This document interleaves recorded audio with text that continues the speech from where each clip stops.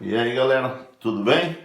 Vamos dar continuidade em matemática, operações com radicais, mas nós vamos tratar agora da multiplicação entre radicais. O que é necessário para você multiplicar dois radicais? Basta que você tenha o mesmo índice. Por exemplo, raiz quadrada, o índice é 2. Raiz quadrada, o índice é 2. Tem o mesmo índice? Tem. Só isso que é necessário. Nós vamos proceder assim, ó.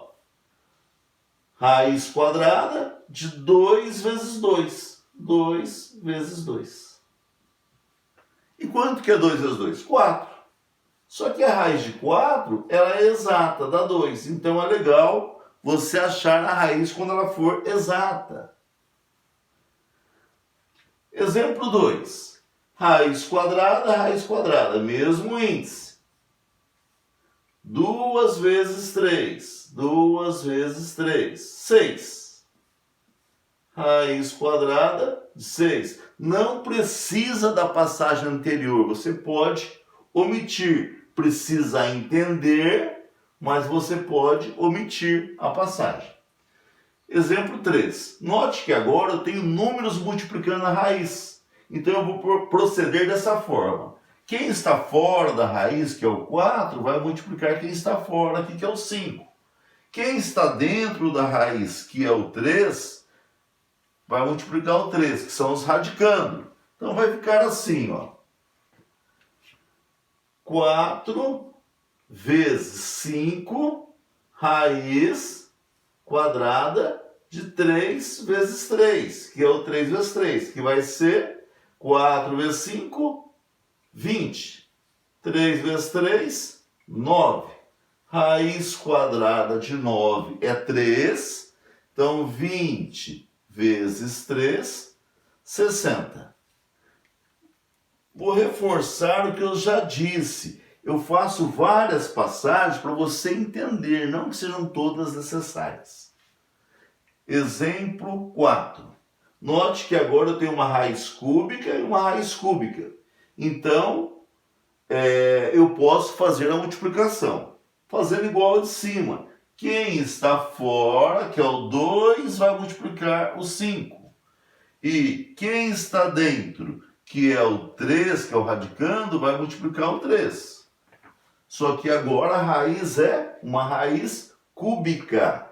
2 vezes 5, vamos fazer direto. 10. 3 vezes 3, 9. Raiz cúbica de 9.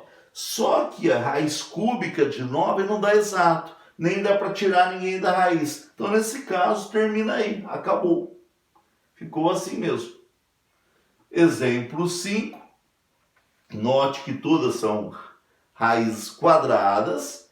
Apesar de ter mais do que duas, pode ter 3, pode ter 4, né? Mas vamos fazer assim, então. Raiz de 2 vezes 3 vezes 5. 2 vezes 3 vezes 5. 2 vezes 3, 6. 6 vezes 5, 30. Raiz quadrada de 30. Não dá para achar raiz? Terminou. Pode omitir essa passagem. Exemplos 6. Vamos também mostrar que quem está fora é o menos 2, o 2 e o 4. Vou multiplicar esses. Quem está dentro? O 3 e o 3. Vou multiplicar os radicando. Então vamos ter 2 vezes 2, 4, vezes 4, 16. Como é multiplicação, sinal. Menos com mais, menos. Menos com mais, menos 16. Aqui, se eu fizer 3 vezes 3, é 9. Vezes 3 vai dar 27. Mas eu posso também pensar em termos de 3 vezes 3, 3 ao quadrado. Vezes 3, 3 ao cubo.